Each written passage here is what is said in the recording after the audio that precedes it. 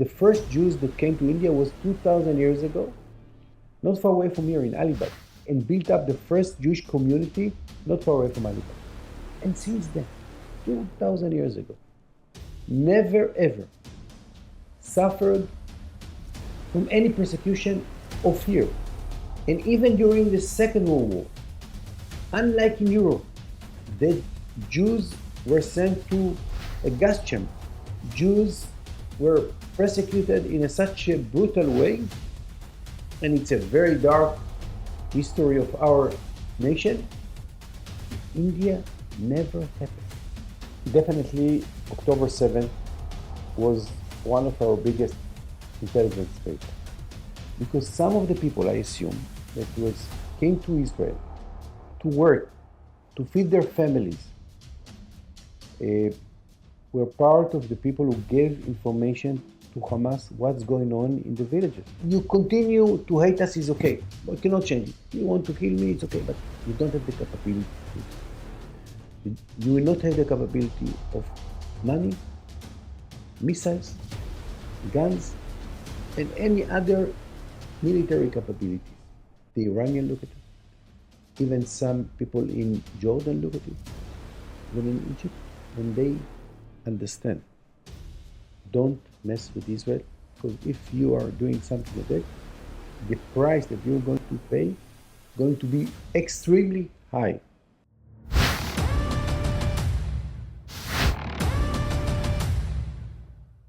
Namaste. Today we have um, Consulate General of Israel to Mumbai, Mr. Kobi Shoshani.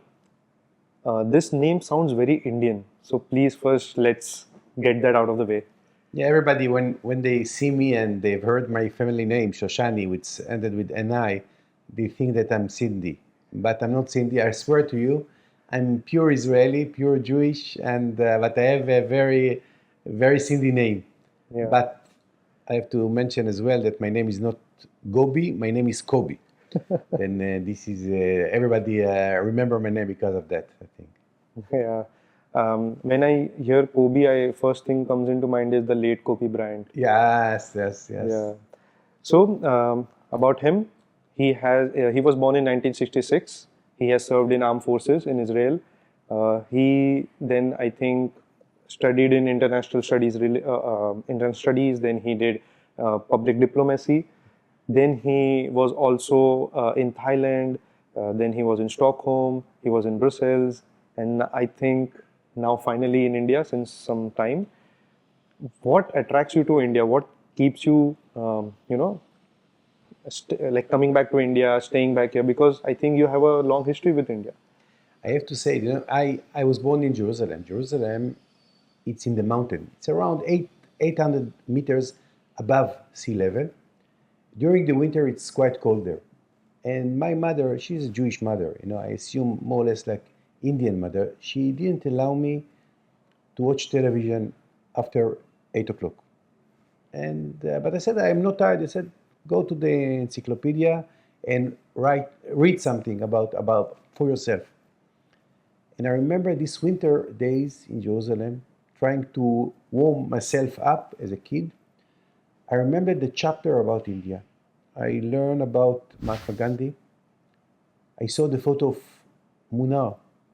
Long time when I was a child, I remember the photo in this encyclopedia. I have to say that this photo of Munnar, this is the only place in the world, I think, that the photo is less beautiful than the reality. Absolutely. It's Munnar, and I was in Munnar when I came here. Right away, I went to Munnar because of my childhood. I was amazed. I haven't seen something like that. It's really extraordinary. I really advise everybody to go to Munnar. I think it's a very... But after I started to work at the Ministry of Foreign Affairs, in 1992, we established a full diplomatic relations between India and Israel. And they asked someone who would like to go to help to build up the embassy. And I said, I would like to go to India. I remember the encyclopedia. I like the Indian history. And I was sent there in 1992. I sent to Delhi. I was in Bombay. At that time, it was Bombay. It it was not the same India that I've seen Yeah. today. Completely different India. I remember Connaught Place, and when I came to Mumbai, Mumbai was not the same Mumbai. No ceiling. Wally was a village, Yes. not with a skyline. Of course, Costa Road, the airport was not the best airport in the world. South Bombay was beautiful as today. And when I came here several times afterwards, I saw the progress. I saw the unbelievable what's happened in this city and in India. And I have to say, I'm amazed. And I think that coincides with India's economy opening up, and then Indians realizing that there is so much scope for prosperity. And I think that's where you saw all the progress. When I give you a sample which is in the last 2 years. When I came here in 2021, summer 2021, India was number 6 in the world in GDP and world production. And today, you are on the 5th place and on the way to be on the 4th place, because the economic growth of India right now is 7.6%, and number 4 is Germany, and the growth is 0.5, which means very soon you are going to pass Germany. That's a power. I see your industry here. I see your policy here. I see what your government did in the recent years is extraordinary. Absolutely, and I think since 2014, all Indians have that kind of a belief now, where they don't want to back down, they don't fear anyone, and I think somewhere when 2008 26/11 happened, and I think Israel, they also lost some citizens in that attack. Even Indians would resonate with how Israel actually told Indian government that go and attack Pakistan back. And at that time, that was the first encounter where I understood how Israel, what it is, and then I also explored myself, and that's where I understood that why we connect so much. But what do you think? Why we connect so much, Israelis Well, it's a and very Indians? good question, I have to say, and I'm very happy that you asked me that. First of all, we are brother by age. You were born in August 1947. We were born in May 1948. Only 9 months of pregnancy, with the same mother. The mother was England. Okay. We were under the British, we call it British Mandat, you call it British Raj. But our history, our roots of our history is backward 5,000, 6,000 years ago. When you come from an ancient people with the tradition, with the customs, with the belief, with the technology, with the science, with the thoughts, with the books, this is something which makes you very, very sophisticated and with a lot of pride and a lot of respect to yourself, first of all, and of others. Then, when you built your state right away, it was a war of independence, like in Israel. Very, very bloody war in India. 4 million Indians were killed during this war with Pakistan after the independence. After a partition plan, like in Israel, it was a partition plan between Jewish state and Arab state. And we had a war of independence as well. And we have a revolt against the British, or the Britishers, as you call them here in India. My father was part of he didn't like the British. He gave them a lot of respect. He likes them, but he didn't want them To be part ruling of, over you. to be part of the state of Israel. Now, afterwards, and you mentioned 26/11, since our existence, since 1948 and even before, we have suffered from a severe attack of terrorism against the state of Israel, like in India. Then take the partition plan. Of course, India is a much, much, much bigger state, and also by population, you are 1.4 billion. We are only 2.5 neighborhoods in Mumbai. We are Okay. 9 million people. That's it. Yes. But we have the partition plan actually Muslim or Arab state in the West Bank And in Gaza, like West Pakistan and East Pakistan, the Yes. similarity is very good. You know what? If you want to go into politics, is also very interesting. The party that built the India in 1948 was the Congress Party, like our party, which is the Congress. I mean, the Labour Party. Right now, the right came into power. The BJP is in the power. Yes. Like in Israel, Likud is actually right now ruling the state of Israel. PM Netanyahu. Prime Minister Netanyahu, exactly.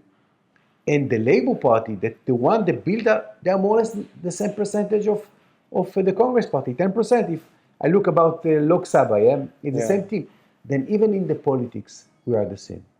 Lack of water. Israel suffers from acute lack of water, and we need to find a solution for that. And I know it's a big challenge also for India and for Israel to feed and to give a work and to give a water to 1.4 billion people, also in Israel. Then the population, the society is actually built more or less the same like in India.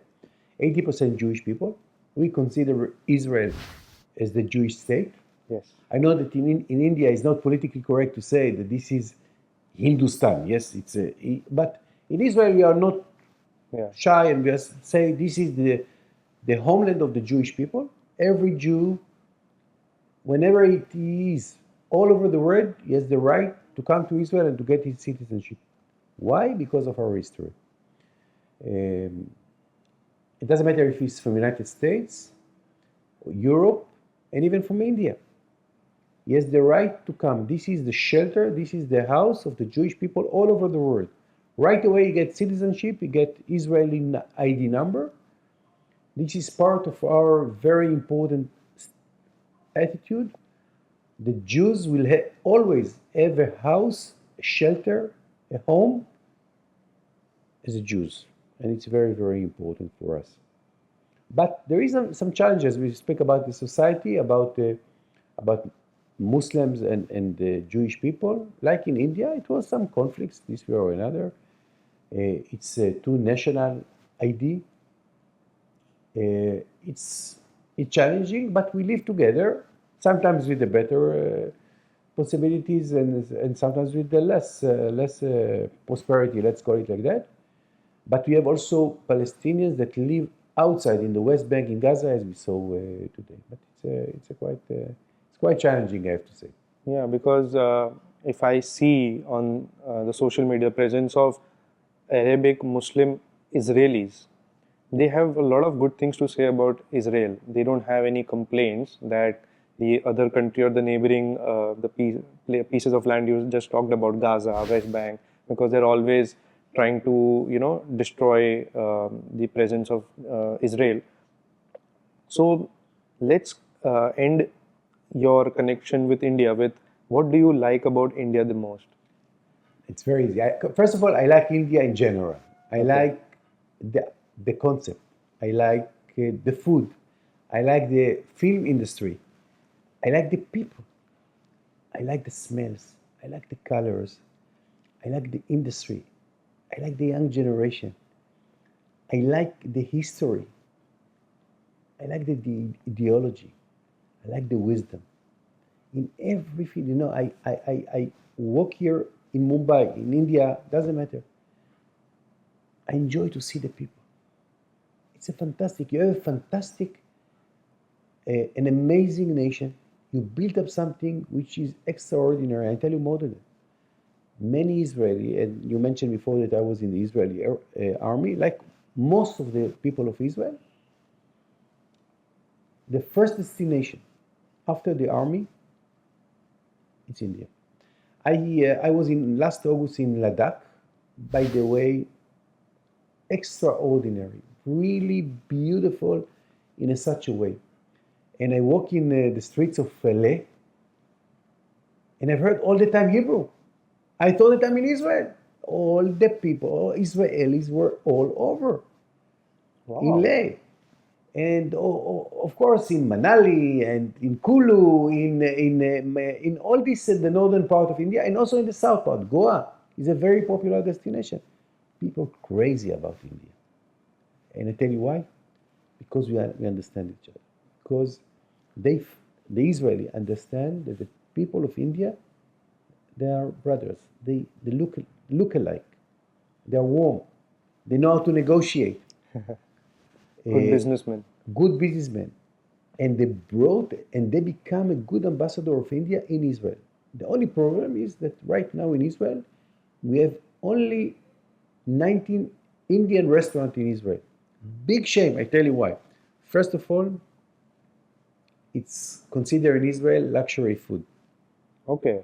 Very, very expensive to go to an Indian restaurant. Very expensive. It's a really expensive. We, I remember my late father. He was crazy about Indian food, and when he took us as a family, he always took us to in Jerusalem. It was it's called Koinor, the restaurant, Indian restaurant, and he was crazy about with the chicken tikka and the lamb and the masala and the dal and the naan. We were crazy about it, but only 18. But we like very much the Indian tastes. I don't know. In the Middle East, there are very good food. Yeah. And also in Israel, there is a combination between East and West. Then it's a special cuisine. But the Indian flavor, the spices, the variety of food, we are crazy about the Indian. Okay. So I think this is an indication to everyone out there. Go to Israel, open a chain of cheap Indian food, although give higher quality. But that's a good idea, I think, because people crave Indian food, according to Mr. Kobe here. So I have always heard from other Indians who know Israeli or Jewish history, they always talk about because when they had to leave their land, Jewish people, when they fled their land, they went almost to every part of the world, and many came here in India as well. I always hear that wherever they have gone, they had some kind of a restriction or a discrimination happening with them. Like some were not allowed to marry, or some were not allowed to vote, or some were not allowed to be a part of the mainstream society. But whenever it comes to India, because we have had two prominent people, one is Jewish and one is Parsis or Zoroastrian people. We whenever I have met people, Parsi people or Jewish people, I've always felt a lot of warmth. So I related with this, but I've never heard this that there was any discrimination in India to Jewish people. So is that true? Because I've never heard it from a Jew from himself. You know, in 2,000 years ago, after the destruction of our second temple, also in Israel we have a temple. Okay. It's Jewish temple, yes? Synagogue. Temple. That's the name. That was the temple Okay. that was actually destroyed by the Romans 2,000 years ago. Most of the Jews fled, expelled by force from Israel all over the world. Some of them go to Europe, some of them go to North Africa, some of them go to Asia, some of them went to India. Then the first Jews that came to India was 2,000 years ago, not far away from here in Alibag. They landed not far away from Alibag and built up the first Jewish community not far away from Alibag. And since then, 2,000 years ago, never ever suffered from any persecution or fear. Never ever. And even during the Second World War, unlike in Europe, the Jews were sent to a gas chamber. Yes. Jews were persecuted in such a brutal way, and it's a very dark history of our nation. In India, never happened. They were integrated, they like India, and they kept their tradition with, of course, Indian flavor. And you've mentioned the Parsi community, but you saw that Sassoon, David Sassoon, that he was one of the builders here, along with the Parsi community, the Tata community. He built so many, like Sassoon Library, synagogues, hospitals, centers. He built up a lot of buildings here, and we renovate along with the embassy and a lot of other good Indian people, renovate part of them, like Sangeeta Jindal did with the Sassoon Library a year ago, renovated the place along with our small help. And it's a beautiful library, which we like, but never ever. People, the Jews in India, never felt any persecution or fear. And I would like, with this place, to say thank you very much to the Indian people, to the Indian government. And this is something that I mention all over my speeches. Thank you very much, India, for giving the right and the opening their gates to the Jews of India. And of course, most of them left and they are in Israel. I think that the Jewish community right now, mostly in Maharashtra, in Pune, some in Thane, it's 3,000 people, and they kept their Indian Jewish tradition in an extraordinary way. Indians, they are fond of Israelis because I think the way you handle your neighbors, first of all, because I connect with that sentiment. Other is whenever we hear, especially the recent Gaza war, the first reaction was how dare they did it, and we knew that what's coming from Israel towards Gaza. We always had that kind of a solidarity towards Israelis. Do Israelis also have that kind of, the sentiment, I don't know, the solidarity is, I don't know, it's not needed right now at that level, but the sentiments, that brotherhood feeling, is there always there in Israelis towards Indians? Or is there an apathy that it's fine, we are living our lives, you're living your lives? I mentioned before, the Israeli that they are in Ladakh, we're in Leh, in Ladakh, but all over India, we understand each other. We like each other in such a way, and I tell you why. And I spoke about the history and everything. I think that first of all, the Jewish people brought and a lot of respect in Israel. I mean, a lot of Indian Jews that came to Israel, they were very respected. They were very much educated, very nice people. I have to say that the first Indian that I've seen in my life was in the army when I was a soldier. He was the best soldier I had. I was an officer in the army. He was the best soldier. But it was the first time and he spoke to me about the Indian food. That was the first time that I know what I saw Indian Jew in my life. Very strange. My percentage is only 0. There is a lot of love to India. And I tell you more than that. Even in the hard times, during the 70s, and I speak to you in a very open way. No, Indira Gandhi was not our biggest friend. Okay. But in 1971, during Bangladesh war, she asked our help. And we were there. Why? Because of our love. Because of our respect. It doesn't matter which the people. And one more thing that I would like to add. When I came to India first time in 1992, as I told you, as a young diplomat to New Delhi, in the beginning, nobody knows what is Israel. What do you want? Who are you, the Israelis?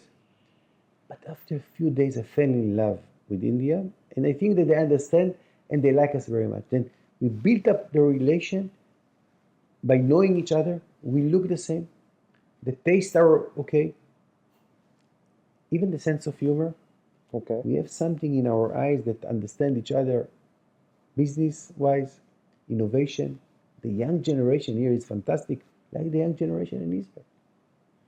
And all these ambassadors of soldier after army going to India bring a lot of love back from India, and we have a lot of Indians that work in Israel. Yes. And I think that we love them very much. We really love Indian people. And we would like you to go and to come again. The war in Gaza was a very terrible thing, I have to say. They touched, and we spoke about the Holocaust, our historical nerves. Yes. This war on other.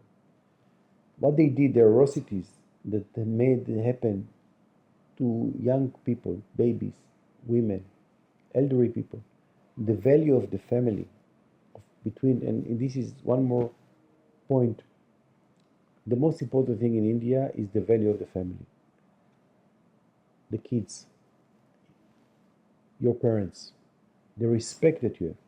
This is something that it's common between our nation.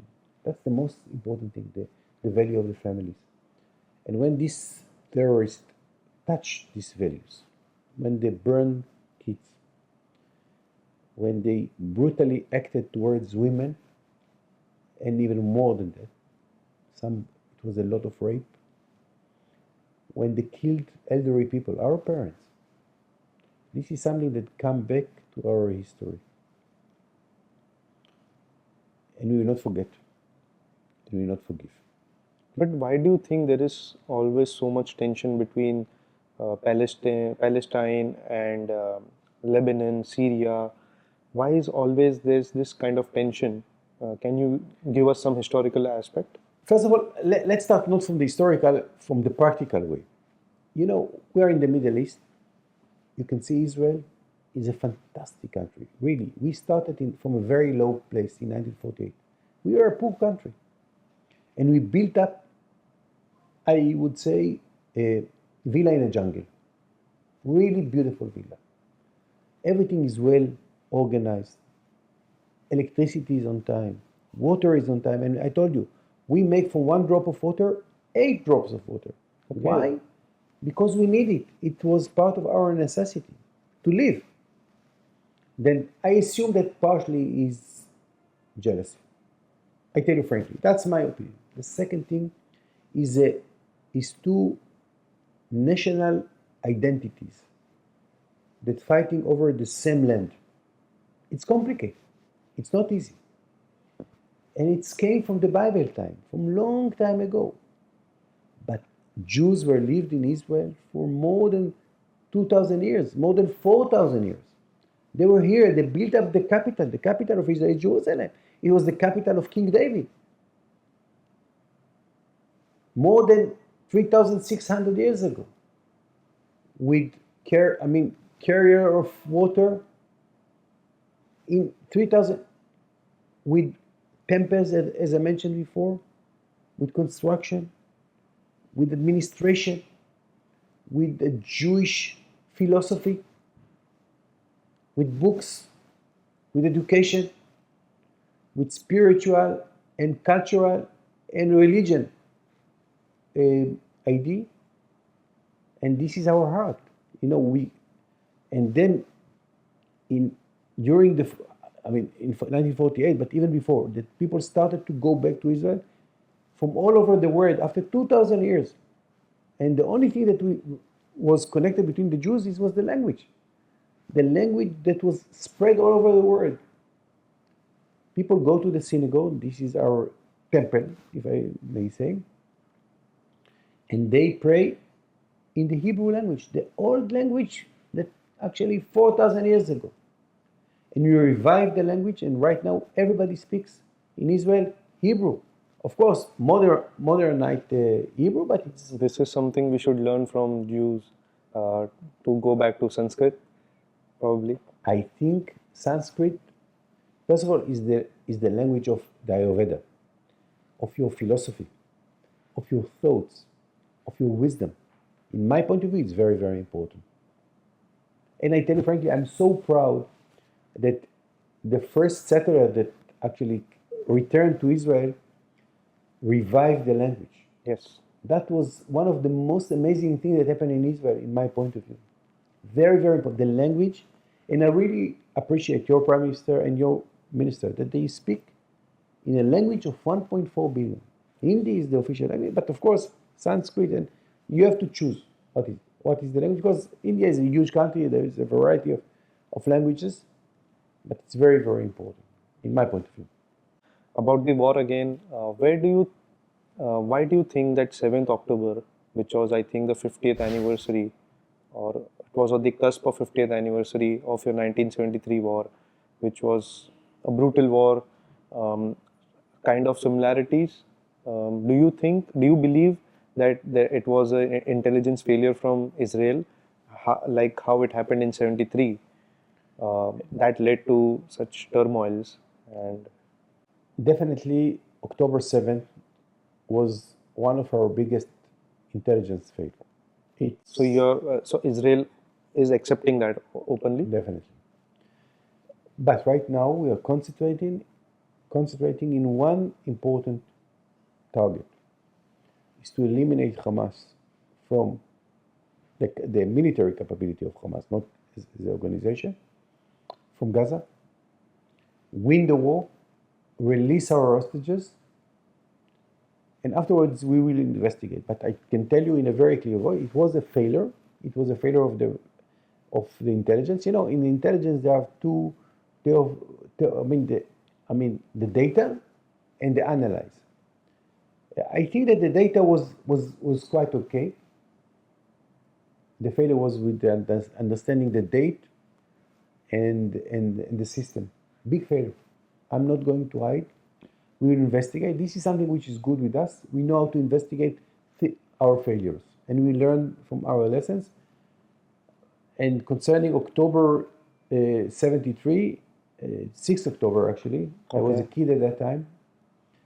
It was not the same failure. It was a failure. Of course, I was surprised, but 24 hours before we knew that it's going to be a war. I'm talking about 1973. I was a kid at that time, as I mentioned before, but it was a failure. But it was army against army. We knew that they are going to start a war. We didn't know the right date. If there is a connection between the dates, I personally think yes. They wanted to make a statement. Maybe, but that's my belief or my impression. But not everybody accepts it. Some of the people don't think that there is no connection to October. So if you don't mind me asking, because if we go look at from a layman's perspective, they almost 2,000 rockets on the first date, 7th October, Hamas shelled it on Israel. Gaza border, I don't know, but I think it's 35 miles roughly. I mean, the length, it's 41 kilometers, which means, I think, roughly 30 miles. 30 miles. So, not a big border, because I don't know how it is in terms of Israel, because for India, it's not a big thing, 41 miles or 41 kilometers. And it is one of the heaviest guarded and highly surveilled border. And even if they did it out of nowhere, 2,000 rockets, and even more, because afterwards they fired more rockets, and they are still firing more rockets. Israel was, because Mossad and Shin Bet, they both are epitome of what they are representing, best intelligence agency in the world. And doesn't this put a question mark from Israelis and the citizens themselves, that are they capable enough right now to keep us safe? Because of the history you said, that they touched their historical nerves. Everything comes back, and especially this new generation is now, because I think last time I met you, you talked about that almost everyone you knew, someone or the other lost someone in that attack. It's kind of scarring the whole generation. How do you come back from that? How does Mossad miss such a big thing? Because it's a huge stockpile of rockets, even though they have that kind of network of tunnel. I mean, can you help me there to give me a perspective? First of all, you're right. I'm not going. I cannot argue with that. It was a failure. By the way, it's not the Mossad, because the unit that's actually in charge for the intelligence of Gaza Strip is the army, and the Shin Bet, which is the internal services in Israel. They are quite good. Yes. And they failed. And they failed in such a way, maybe because of misconception that we will give the Palestinians in Gaza prosperity, work, money, and salary, and they will be quiet. By the way, we have to say in a very clear voice, it was misconception that was failed. because some of the people, I assume, that came to Israel to work, to feed their families, were part of the people who gave information to Hamas what's going on in the villages, which we have to think about it. The second thing is that it was a comprehensive attack towards Israel, by all means, from the air, from the missiles.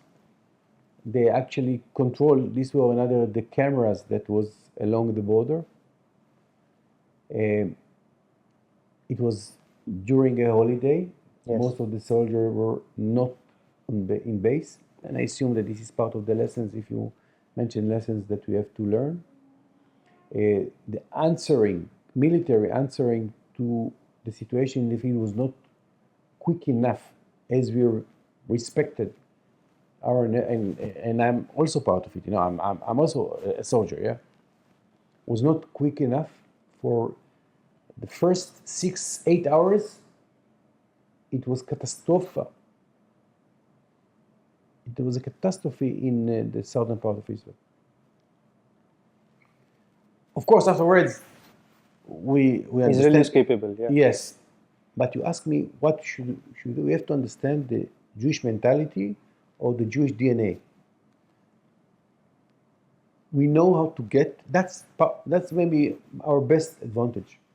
We know how to get back from a low place and build up ourselves from the beginning. But the loss of so many people, the injury of so many people, the hostages in such numbers that we haven't knew before. Some of them kids, some of them women, some of them soldiers, some of them 9-month-old kids. Unbelievable. This is something that we didn't get used to it. It brings us, as I mentioned, to our historical background. But we have to find a solution, and it's not going to be easy. And Yes. we know that we are going to pay some of the price, economic price, and we have to price with the blood of soldiers. And right now, more than 100 Israeli soldiers have been killed in the operation after operation. after October 7th, which is very, very, in Israel is a small country, but we are willing to pay the price to give a security for the people of the southern part of Israel. And I assume that, in my point of view, right now, the most safest place in Israel is the southern part of Israel.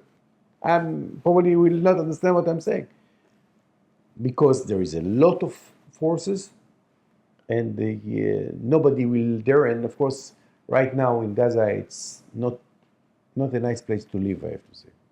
Yes, definitely. Can you give us some kind of perspective? Because if an Indian looking at this issue, I would see a parallel between 9/11 and 7th October somewhere, because the kind of impact on the citizens is similar.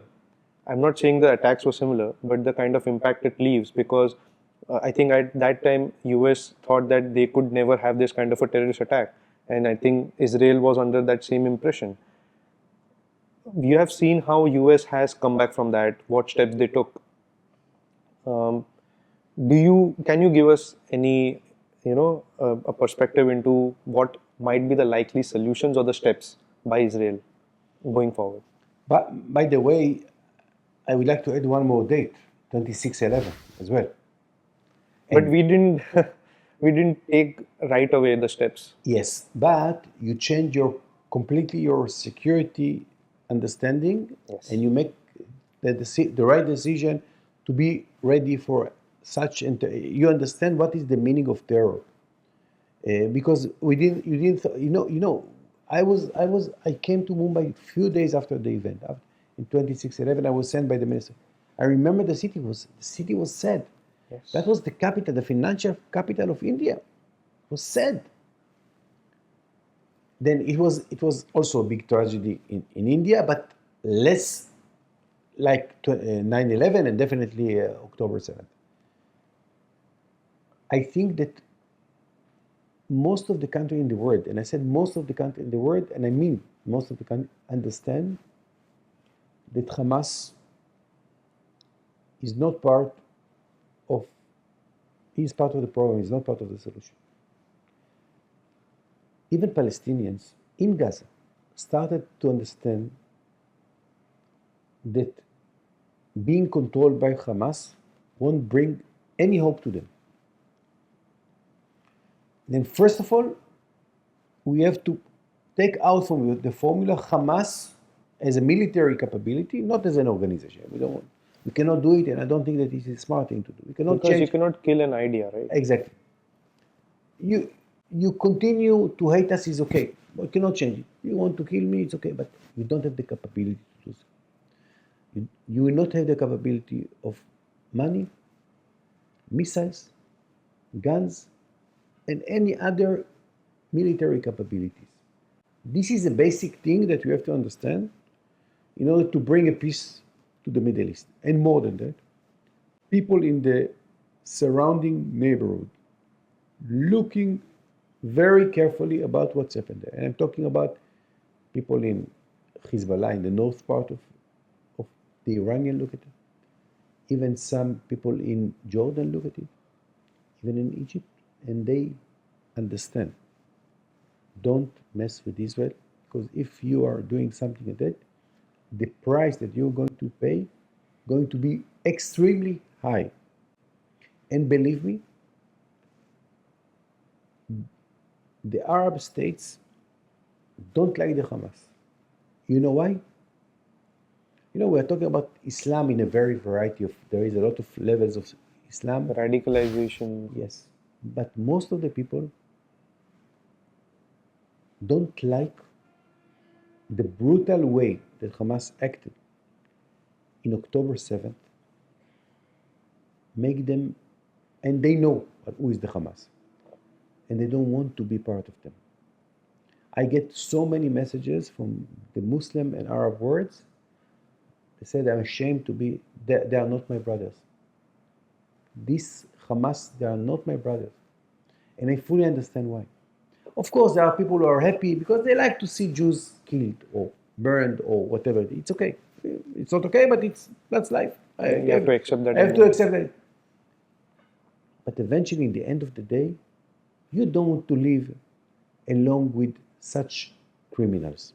You don't want to live with someone who steal your, medical help, food that came into the Gaza and take it to the tunnels, to Hamas, and not to the civilians. You don't want to live with someone like that. There is a sentence in Arabic, which is, I don't know Arabic, but the sentence in Arabic, if you are not worried from God, I'm worried from you. And the Hamas, then they don't worry from God. And even the Arab states, they don't like them. They know exactly who are they. Yeah, because just before this attack, I think Abraham Accords were at its peak, almost about to be signed. That's what we always were hearing about. And then this happened, a huge dent in that effort. So I know you have to leave somewhere. So I would just like to end with the last question. This has always had me curious all the time. If you look at Abrahamic religions, there are 4 Abrahamic religions, primarily that I know. One is Jewish, one is Christianity, one is Islam, and one is Zoroastrianism or Parsis. If you look at Christianity and Islam, they have always been highly proselytizing, or in simpler words, they go after converting people. They want to increase their numbers, and they are already present in such huge numbers. Whereas Jewish people, Israel is only 9 million, and maybe, I don't know, all over the world would be another 9 million? 15 total. Okay, only 15 million total. That is nothing. That's not even the population of Mumbai. So this has always had me curious. I never find Jews converting people or trying to convince people to convert to their religion, whereas they have very low numbers. So what's the deal about? There are 2 parts of this. It's a very good question, I have to say. There are 2 parts of this answer. The second, we are against converting people. I think that everybody he has its own belief, and I don't think that as a philosophy, to convince you to change your belief is a good thing to do. That's the Jewish principle. I think somewhere that's where Hindus and Jews align in thinking, because we are also let live. And you are also like, yeah, you believe your stuff. I'm fine with mine. Am I wrong? Yeah, it's another angle that I can add it to my lecture about the similarity between the two nations. The second thing is a religion question. In order to be a Jew is not an easy task. When you become a Jew, you have to get a lot of restriction to yourself. A lot. From keeping Saturday as a completely day off, no light, no internet, no television, no driving cars, completely. I mean, if you're from religion point, I'm secular, but the religion people, they go to a synagogue, go to a dinner with the family, take a rest. They don't look over the telephone, they don't look in the internet from Friday evening until Saturday evening. One day, that's it. It's a completely. Then you get a lot of restriction to be a Jew. You have to fast. You have to keep only kosher food. You have to be moral, and it's not easy sometimes. Especially you're asking for a Saturday. In today's lifestyle, if I have to say, Saturday is the most happening time of the week where you are going out, you're the most outgoing person. But if you ask a Jewish Yeah. religious people, they say this is the best day of the because I'm going to be with the family, I'm going to be with the kids. We are sitting around the table, talking about everything, bringing new ideas to the table. Educate the kids in a lot of history lessons, and they are together. For them, it's a relax from a very intense week. No, but what I'm trying to say is that to be a Jew, you have a lot of restriction. It's not an easy to be a Jew. In order to be a Jew, you have to believe in it in 100%. You want to be a Jew. I cannot force you to be a Jew. That's the ideological or the religious part of the idea that we are not converted. We are against it completely. We respect you. We respect Hinduism because of Christianity, because of Islam. It's okay. We don't want you to be Jewish. If you want to be Jewish, you have to convince me in 100% that you really want. Not because I force you to do so. Because you have a belief. And there are even Muslim people that said, I would like to be Jewish. Or Christians. Or even Indians. They would like to be Jewish. I said, the answer is, no. Go home, think about it. Come within half a year. Some of them come, some of them no.